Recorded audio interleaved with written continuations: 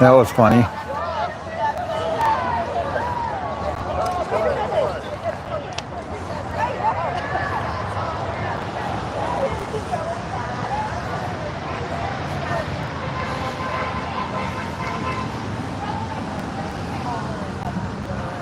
Looks like a lot smaller protest than the one in Detroit.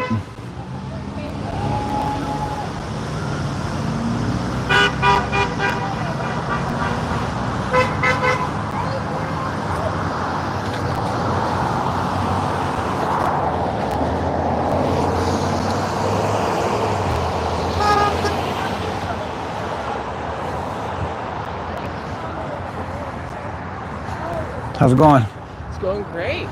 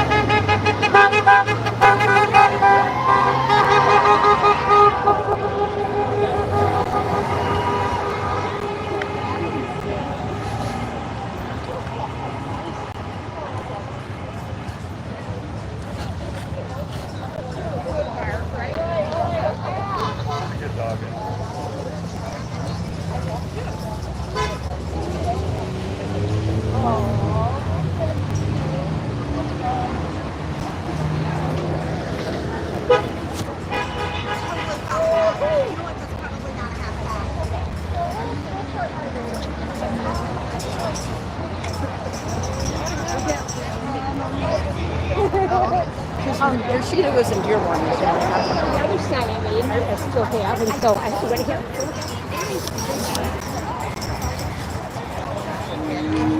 Saw that one in my office one day.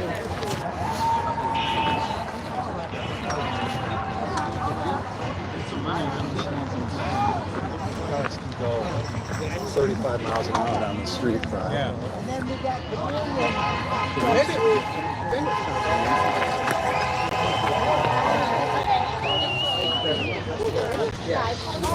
Now I'm going to just introduce myself since I wanted to meet you. Oh, by the way, so you want to come on.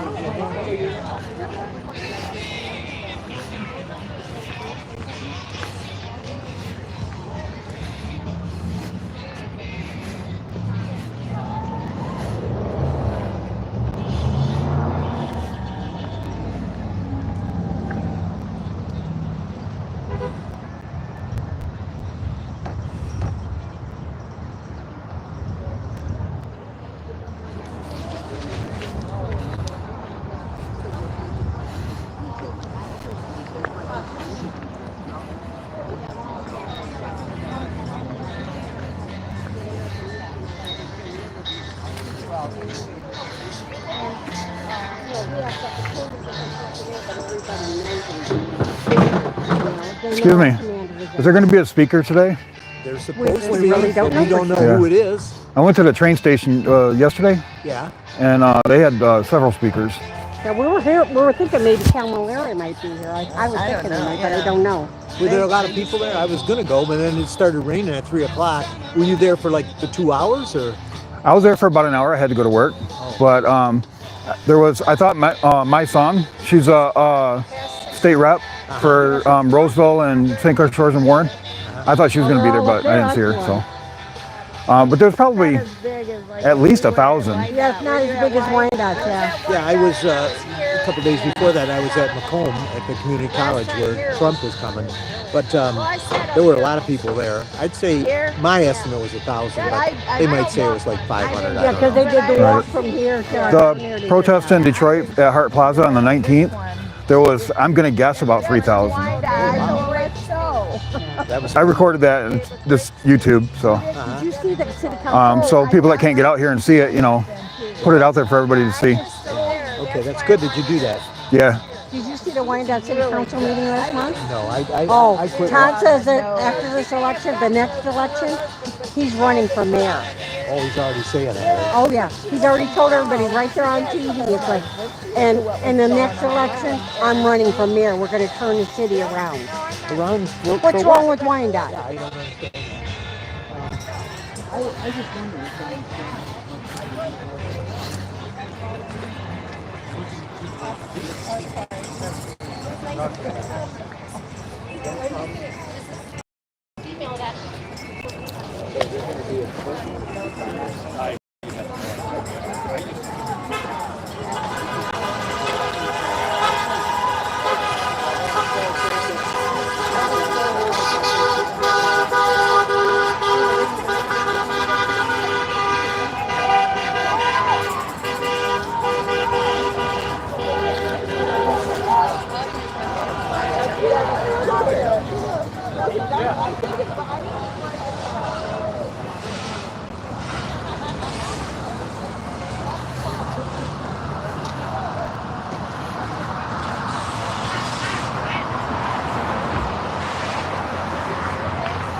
Yeah, oh my gosh.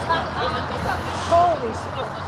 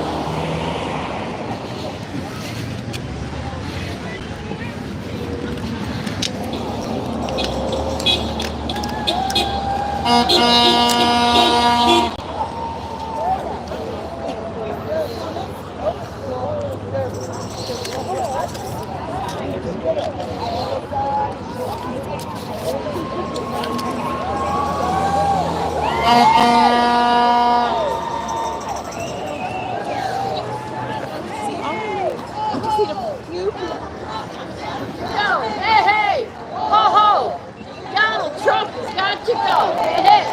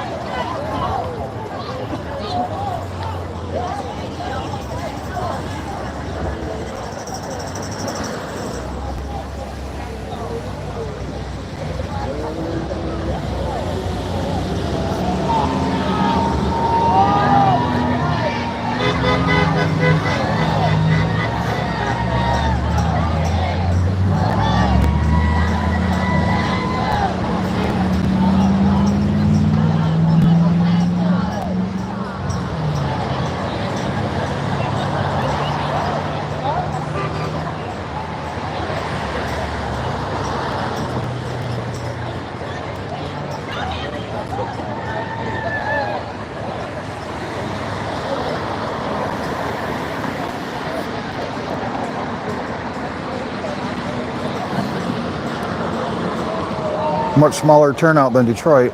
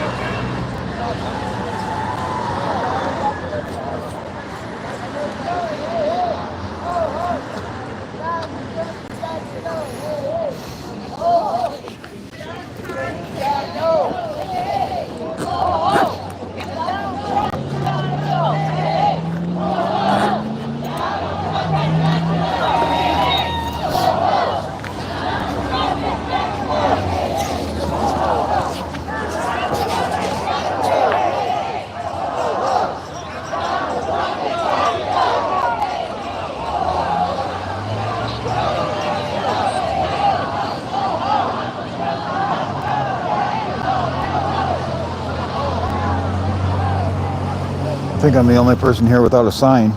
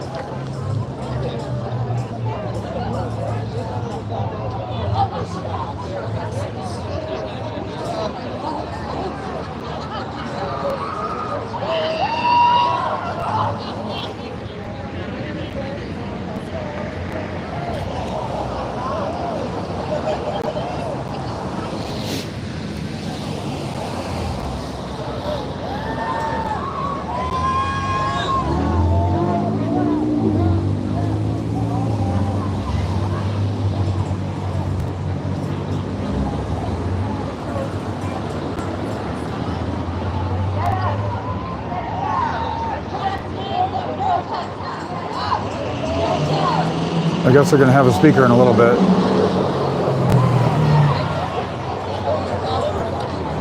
Must have been a Trumper.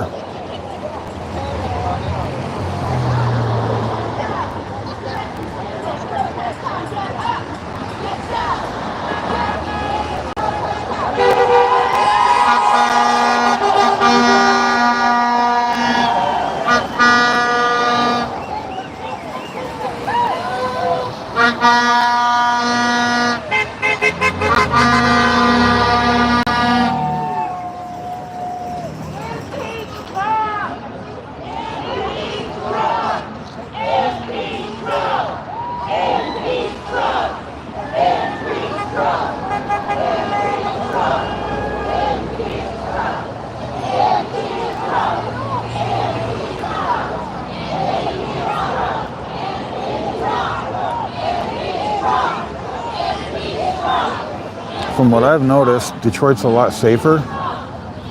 Down here in Trenton, people are Trump junkies.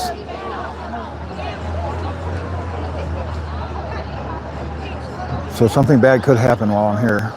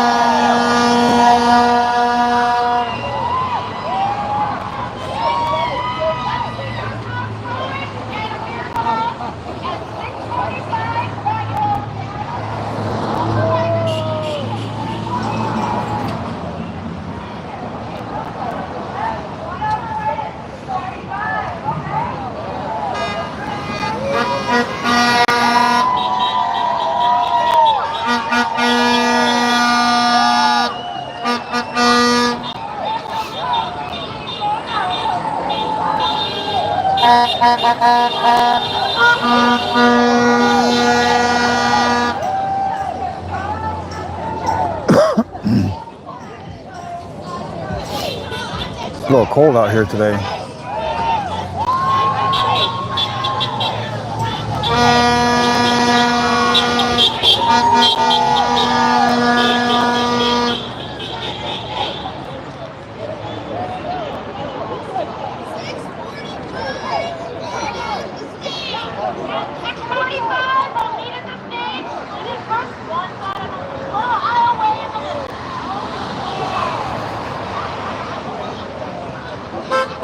At 6:45, I guess they're gonna have a speaker at the stage.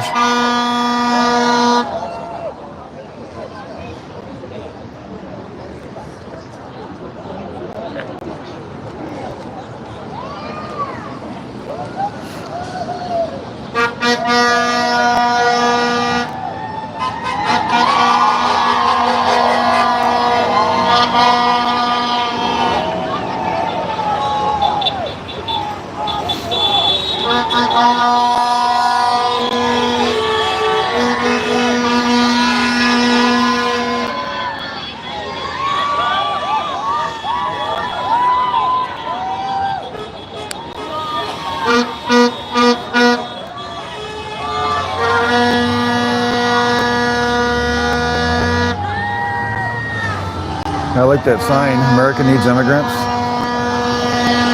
I saw that in 2022, illegals, undocumented, contributed $96 billion in taxes.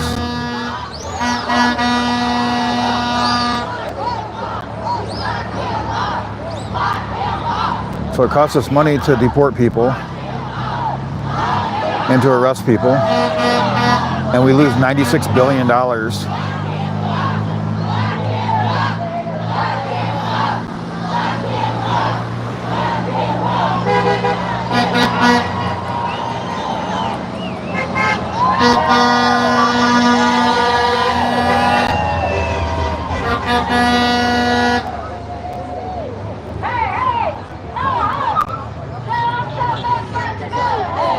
Trump supporters think that the tariffs are paid for by China and other countries who put tariffs on. I don't think so. The importers in the United States pays that, and then they jack the price up to make up the difference. They get their money one way or another.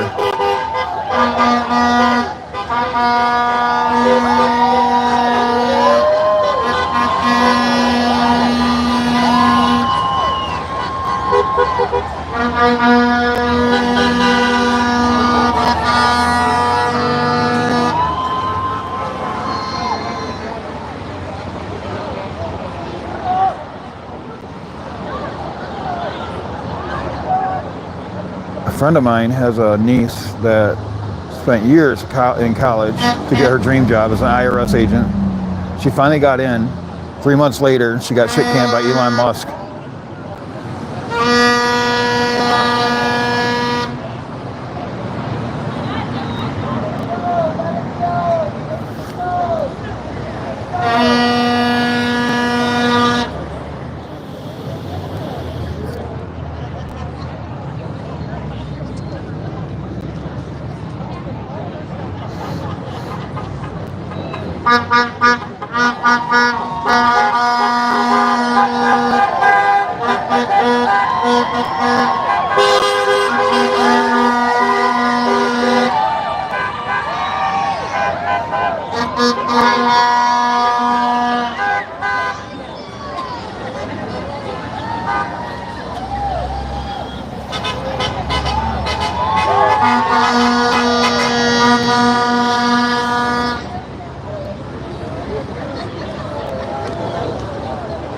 In 15 minutes, I'm going to go over to the stage.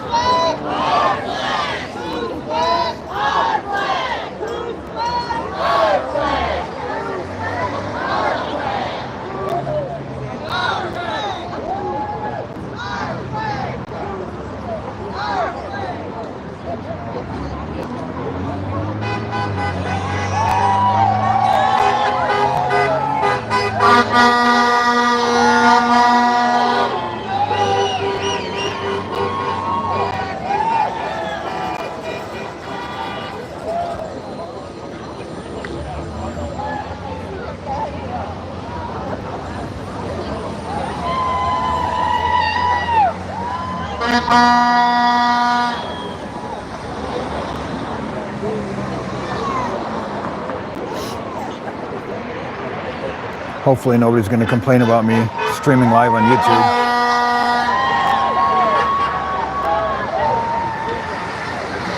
They didn't seem to mind in Detroit.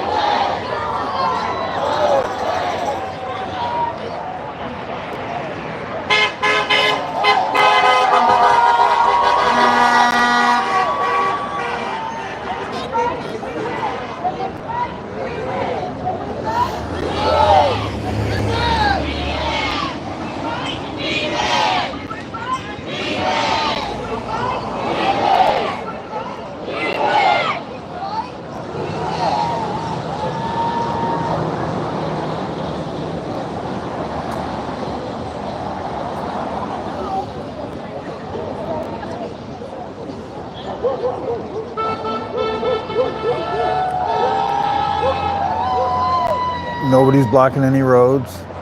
Everybody's crossing at the crosswalk.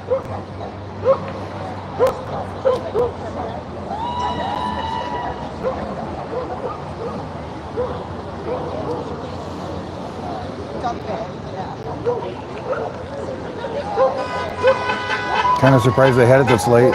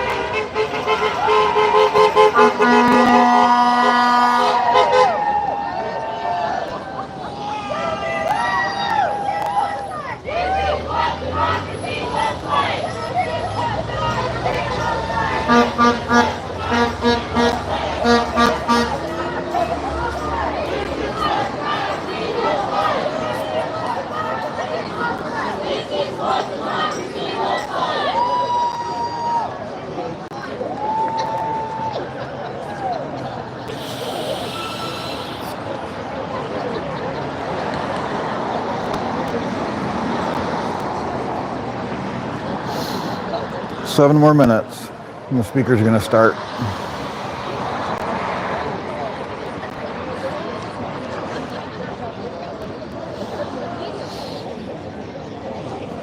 Maybe we'll see a couple more upset Trumpers revving their engines.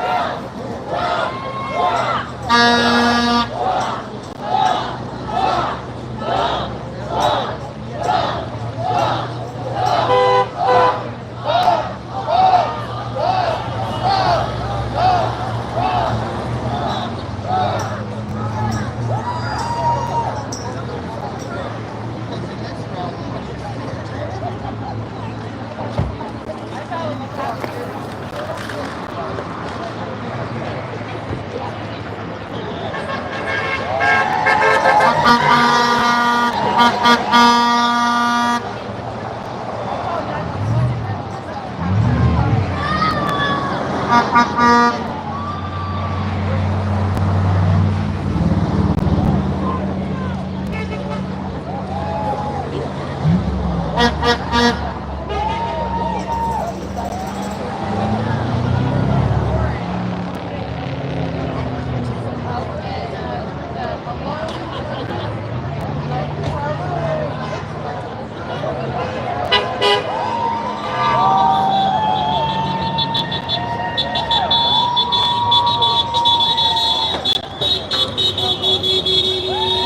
people have terrible corns.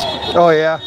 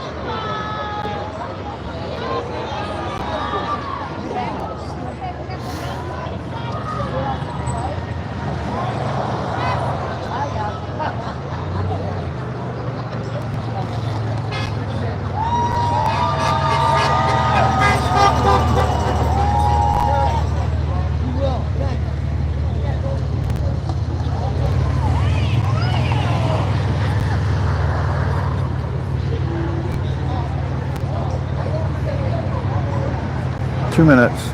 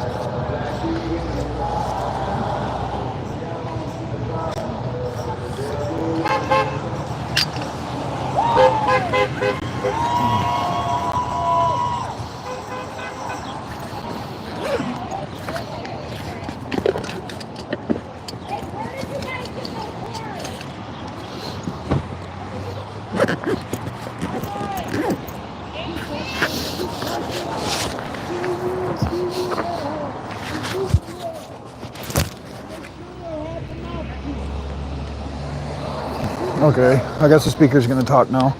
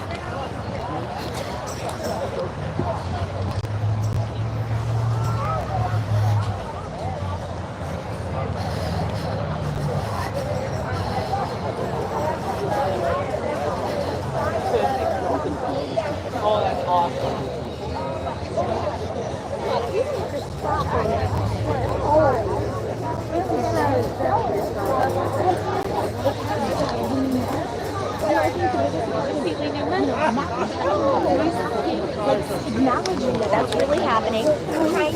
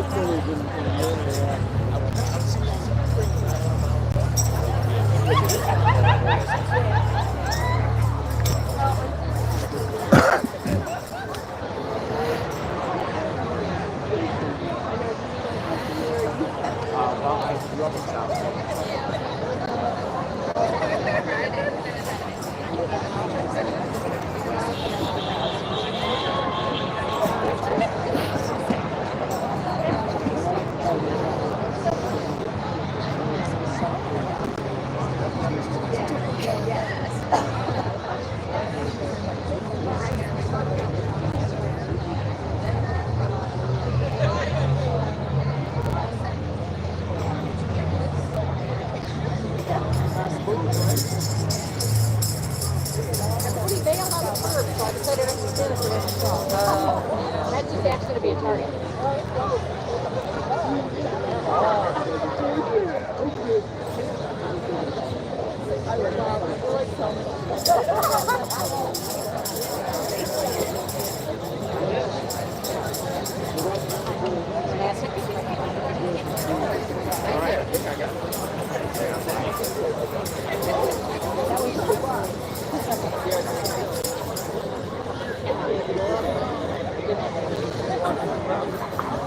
My big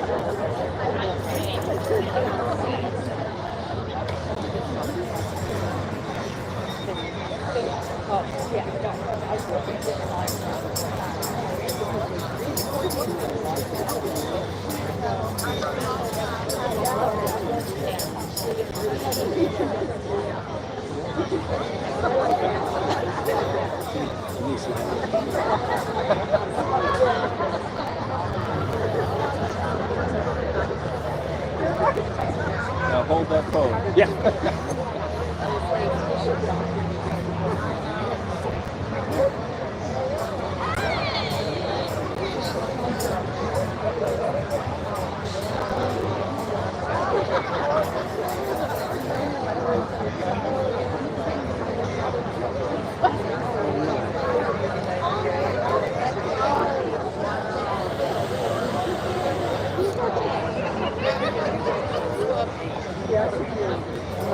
He's tired.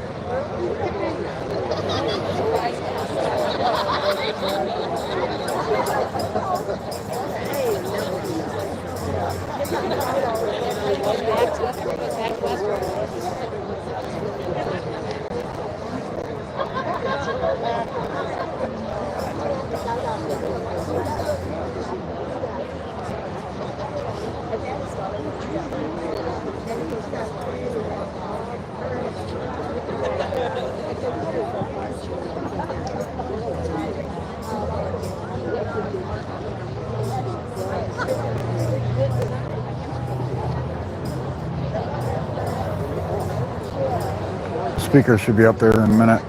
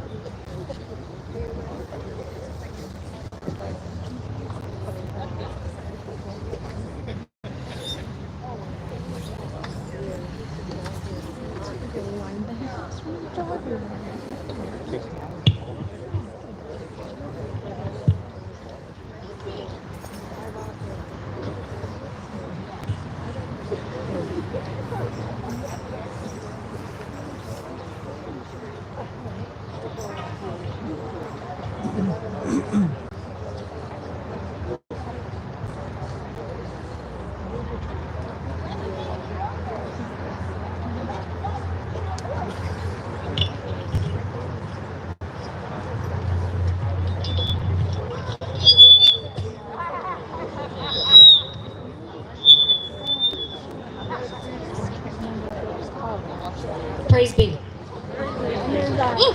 How are we all doing? I never thought I would need an abortion. At 40, I was settled.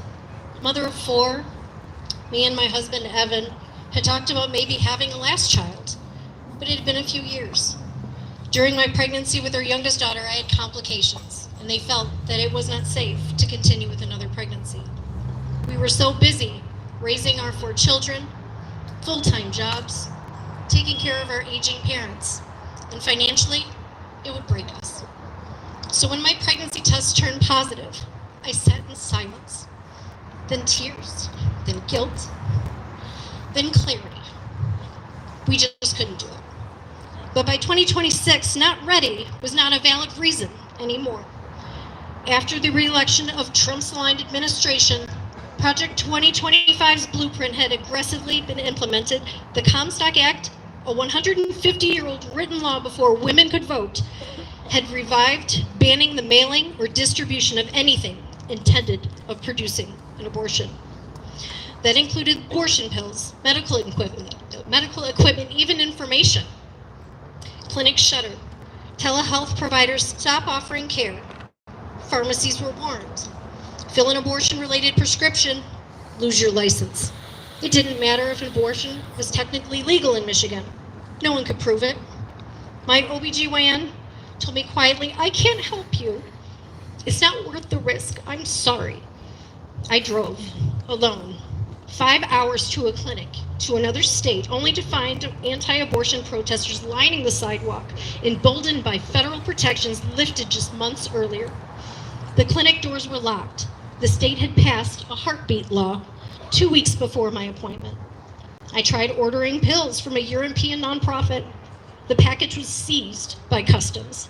1 week later, I got a notice. Importation of contraband under the Comstock Enforcement Clause is a federal offense.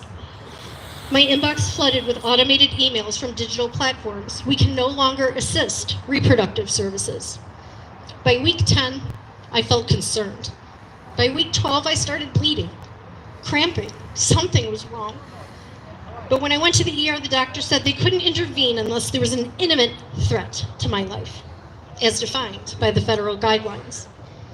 I didn't meet the threshold. Not yet.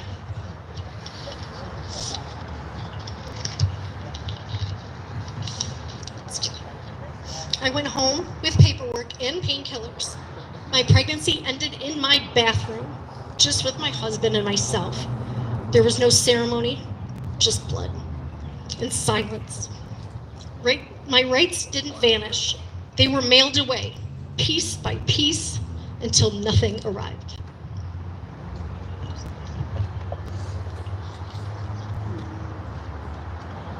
I never thought that a traffic stop could change my life. It was Tuesday morning in 2026. It was Tuesday morning in 2026 in Woodhaven. I was driving home from work. I was still wearing my nursing scrubs when a patrol car pulled me over. The officer said my license plate had matched a number linked to a recent protest outside of a federal building. I hadn't been there. I worked a double shift that day. Still, the officer asked me to step out. My purse was searched, my car was searched, my phone was confiscated. And when I was asked if I was being detained, the officer handed me a slip of paper. Not a warrant, not a citation, but something new. A civil threat notification. under a directive that was adopted from the Project 2025, which we need to know about, framework, the National Security Restoration Order, individuals suspected of instigating unrest could be detained for up to 14 days without formal charges if considered a civil threat. The catch, the definition of instigating unrest included online activity, group affiliations, or being near a protest. I was held in a local detention center for 9 days. Wasn't allowed to call a lawyer. There was no arraignment. I saw no judge. I had no chance to clear my name. Just a rotating team of federal officers asking me about my social media. Where had I been? By the time I was released, with no charges filed, I'd lost my job. My employer had received an anonymous tip labeling me a security risk. My bank froze my account. My professional license was under review. My life was gone. I had always believed in America that if you were innocent, the system would protect you. Now I understand something darker. When due process is taken away, innocence doesn't matter.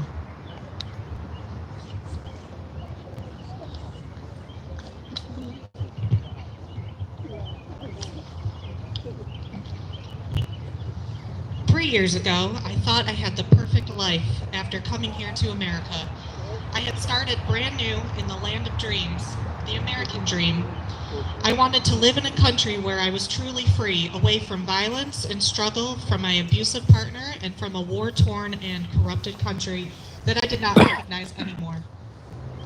Working hard towards my dreams, I was able to secure a great new job. I fell in love and married a wonderful man and gave birth to a beautiful baby girl.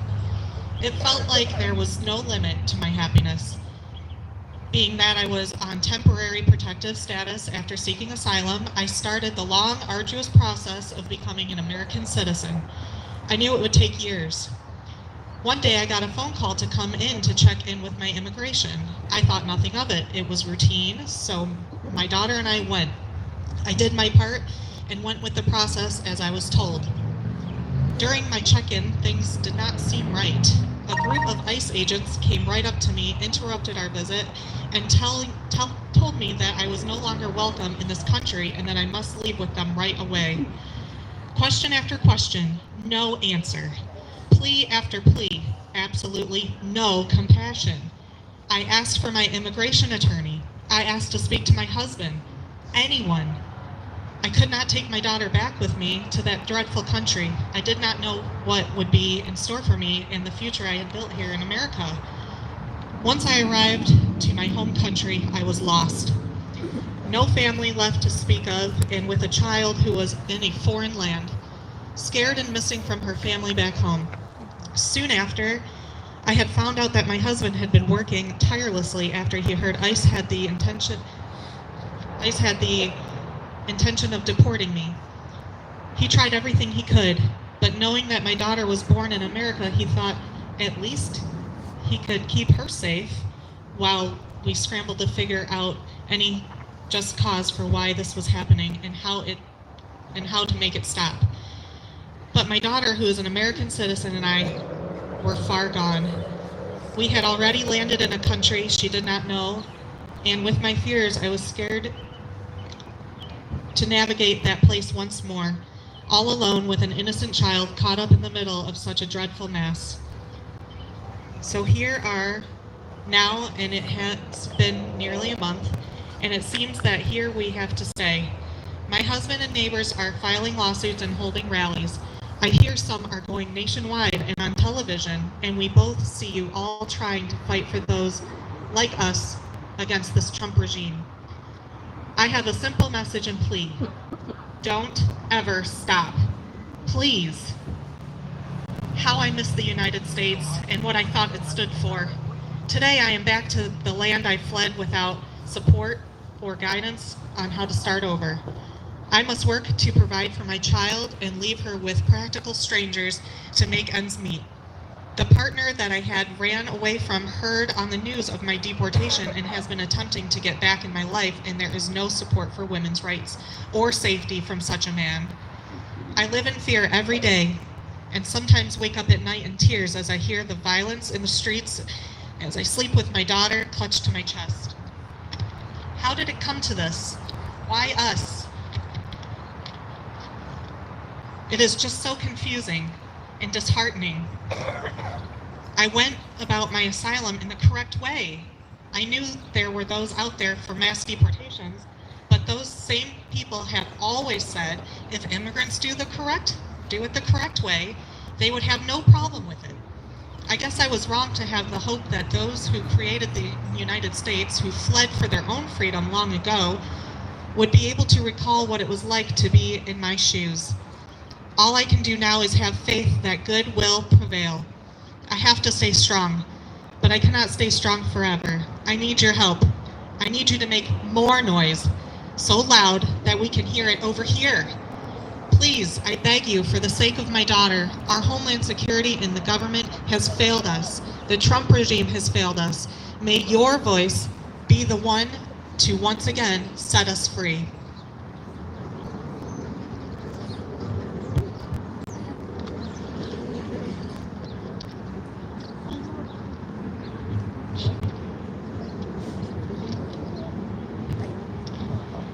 At the time of the last presidential election, I took my grandmother to go and vote, just the same as she had done for many decades. She was a staple in the community. She had never missed a vote in her life. Upon going to the polls, she was shockingly turned away. They said that her vote was not recognized in the community where she lived. We didn't understand. How could this happen? She took part in the civil rights movement, sit-ins, to finally have her right for equality and the ability to vote. Not being able to come out and do her civic duty broke her heart. It left us all in such an emotional state. We could not believe that there was no record of her voting in any election whatsoever. It was like she and all the work she proudly stood for was erased from history like she never existed. According to those contesting her vote, their record stated that she no longer lived at the address she indeed resides in. And because of this, she was one of over 800,000 voters in Georgia to which her vote was challenged. In telling this story, some don't believe it. One day, we were interviewed with many others in our area on voter challenges. I implore you to watch the Vigilantes Inc. on YouTube, which documents our stories, ours and so many others, who had their right to vote taken away by these self-proclaimed vigilante voting fraud hunters in the past 2024 election. Their goal was a target of 2 million voters to be challenged before the election, and my grandmother was one of them. The amount of pain that she felt after all she had been through to help ensure that others had the right to vote left her in shock and feeling betrayed. So what now? If it happened to her, it can happen to you. It can happen to any one of us.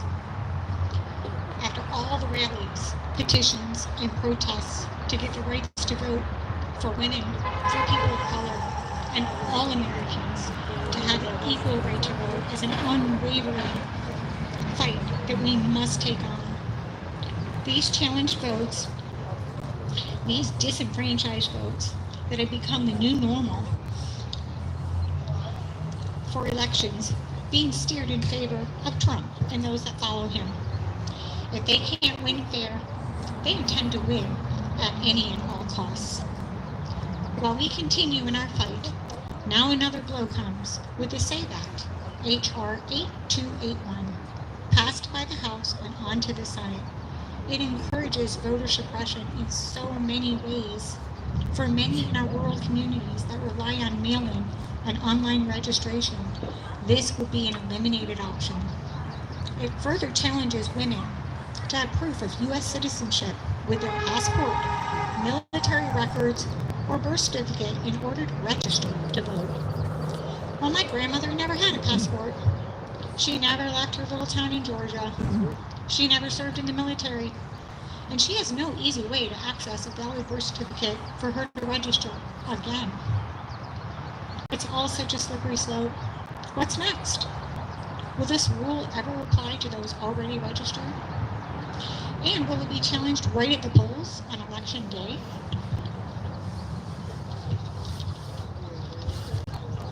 What I am asking for everyone is to please keep taking action. Don't let voter suppression take over. I am happy that ours and many other stories were heard in this documentary, which is free to the public and exposes the utter corruption, dishonesty, and twisted sense of how our voting system has turned on American citizens. In the words of the true late and great John Lewis, the vote is precious. It is the most powerful, non-violent tool we have in a democratic society, and we must use it. Yes, our voices and our votes matter, and in order for us all to use it, we must fight to protect this right to our very last breath.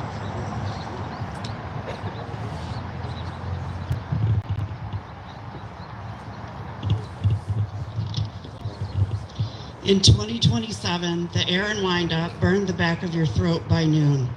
The chemical manufacturer upstream had doubled production after federal environmental protections were repealed under the American Energy Freedom Act, a legislative offshoot of the Project 2025 plan. With the EPA dismantled and environmental regulations handed to state discretion, local officials facing budget cuts and pressure from the industry turned a blind eye to the pollution. My daughter, a 17-year-old high school senior, had grown up playing in the woods near the river. She still remembered when the water was clear, but now the fish had vanished. The trees were withering. Her younger brother's asthma was getting worse. She decided to speak up. She organized a protest, just a peaceful gathering in front of the county courthouse. They carried signs, they sang songs, they read statements from the biologists. It was hopeful, determined, and legal. Until it wasn't. 2 days later, she and 4 classmates were called to the school office. A federal liaison now embedded in school districts under the Civic Stability Initiative informed them that they were being investigated for eco-sabotage rhetoric. Their emails and phones were searched. My daughter was suspended for disruption of community order. Colleges quietly rescinded scholarships. Our family received a notice. Our home had been flagged for possible zoning violations, all for trying to protect the river. She kept the sign she held that day. Its paint now faded. It read, "The earth can't speak, but we still can." And even as her voice was quieted, the sign reminded her, the truth doesn't disappear, even when you're punished for saying it.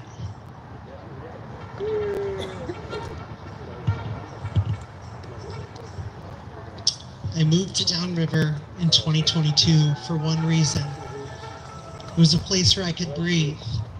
After years of hiding in silence, I finally was able to be the woman I always knew that I was on the inside. Transitioning was never easy, but I could finally breathe. I even began to speak at pride events and fight for those like me who were trying to find their way in the world. But in 2025, that tone changed. The Trump regime, emboldened by Project 2025, had a blueprint and enacted a policy aimed at, quote, restoring traditional American values. Title IX protections were rolled back. And then my healthcare provider said that he would no longer give me my gender-affirming care because of his moral and religious obligations. My hormones became so unaffordable because insurance companies were threatened to have their licenses pulled if they offered the care. And then I went to Secretary of State. When I applied for my new license, I was flagged for inconsistent documentation and was handed a license with my dead name and the gender marker changed back after I had changed it. I called the protest, and they said there was nothing that I could do. After that, the Department of Employment Integrity began to withhold grants, and I was called into my office, my boss's office, and told that it was no longer worth the risk to employ someone with non-conforming gender expression. So I lost my job, and I applied for more, but then I could not get a job after that moment. I went to the shelter that I used to volunteer at, and they said, because of federal law, we can only let you in if you are a biological female. The true me has vanished. The government wants me gone, and the only way for me to survive is to detransition. So I guess this is how I survive.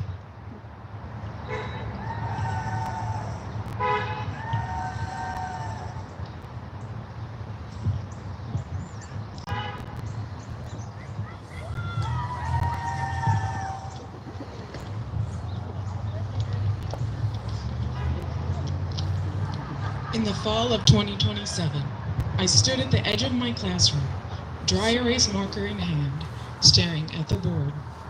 A decade-long veteran of civics education, I had once thrived on encouraging debate, helping students explore the First Amendment and the rights it enshrined. But things had changed.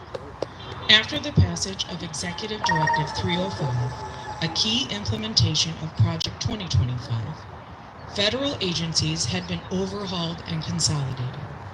A new Office of National Values was created to oversee ideological compliance in all public institutions, including schools. Educators were required to align lesson plans with the American Values curriculum, a government-issued guide that excluded discussions of protest movements, gender theory, and even certain Supreme Court rulings deemed unpatriotic. I didn't realize how fast it would happen. It began with a parent complaint about a classroom discussion on police reform. Then came a warning email from my principal. Then an audit. Finally, a formal notice. My curriculum had violated the Free Expression Compliance Clause. The irony bit like winter air. I hadn't said anything radical. I'd simply asked my students to think.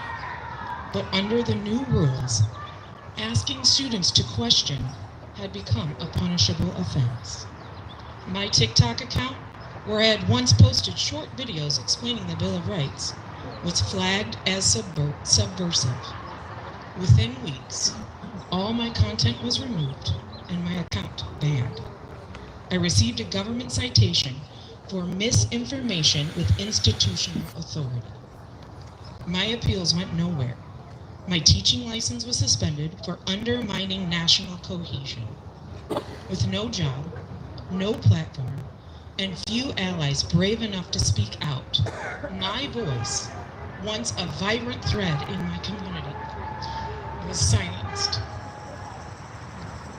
At night, I still write in a journal.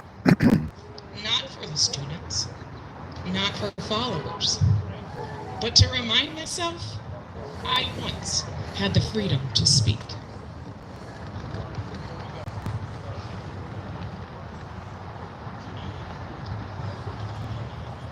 The chapel of St. Paul's Lutheran Church had stood for 112 years.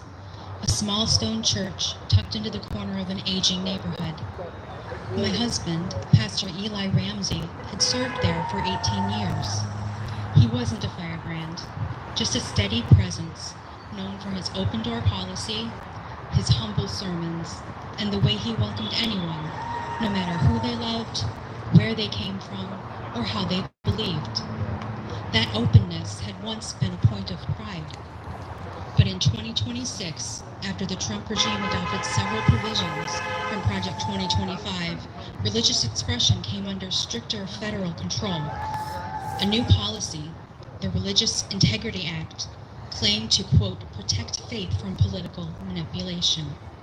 In practice, it meant every religious institution had to register with the Department of Civic Morality and declare adherence to, quote, traditional religious doctrine as defined by the state. My husband refused. He refused to remove the rainbow flag from the church window. He refused to edit past sermons that were now flagged as political dissent. He refused to sign a statement condemning interfaith marriage and transgender parishioners.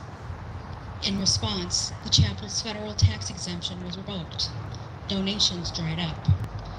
Soon after, a letter arrived. Under the new federal zoning rules, unregistered religious gatherings of more than 20 people were prohibited without a permit. Then came a fine, and then a court summons.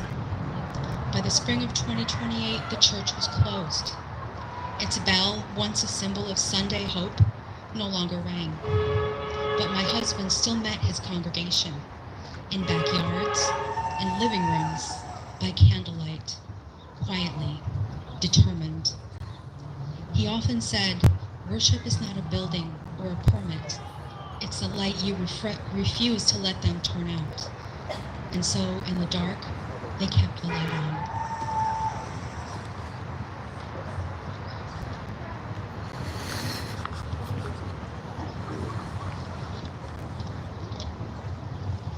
The last time people filled the Trenton Cultural Center was the day before it became illegal. In the summer of 2025, Downriver United 734 helped organize a peaceful protest against the newly passed Community Order Restoration Act, a federal policy requiring prior approval for any gathering of more than 10 people, even in public parks. The new law, pulled straight from Project 2025's playbook, claimed to prevent spontaneous civil unrest and protect national cohesion. But in practice, it outlawed protest. We applied for a permit for the protest, submitted the forms, explained the purpose, even hired off-duty officers for crowd safety. It was denied. No explanation. We marched anyway, quietly, with signs that read, "Rights aren't riots." We, the people, still means us. Gathering is not a crime. We chanted. We spoke.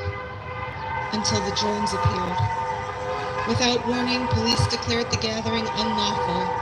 Drones overhead issued automated dispersal commands. And then came the sound cannons. Then the tear gas.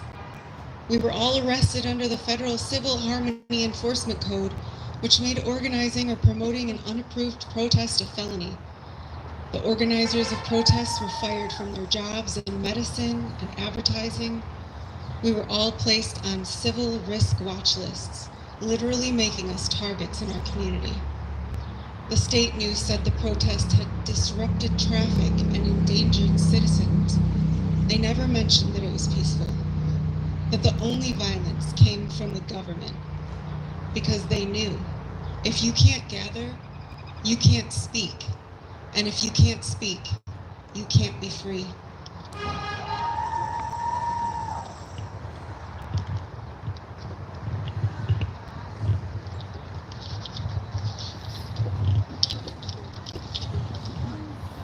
My brother hadn't always struggled, but after his second deployment and a difficult divorce, the quiet anxiety had grown to me. He sought help, first from a local VA clinic, then from a nonprofit therapist who helped him navigate the guilt, the panic attacks, the insomnia. With time, he began to feel human again. That all changed in 2026 when the Federal Mental Clarity Act, a proposal modeled on a Project 2025's health policy reforms, redefined appropriate mental wellness care as strictly faith-based or community-guided. Federal funding for psychological services was slashed. Licensure requirements for therapists were rewritten to prioritize moral fitness and patriotic alignment. Many qualified practitioners left the field. His therapist, gone. His records, transferred to a new database run by the Department of Civic Wellness. His prescriptions, flagged for review. Then one morning he got a letter. Because of his past diagnosis of PTSD and current treatment for anxiety, he had been classified as functionally compromised under the new personal responsibility guidelines. That meant restrictions. No firearm ownership, no security clearance, and most baffling,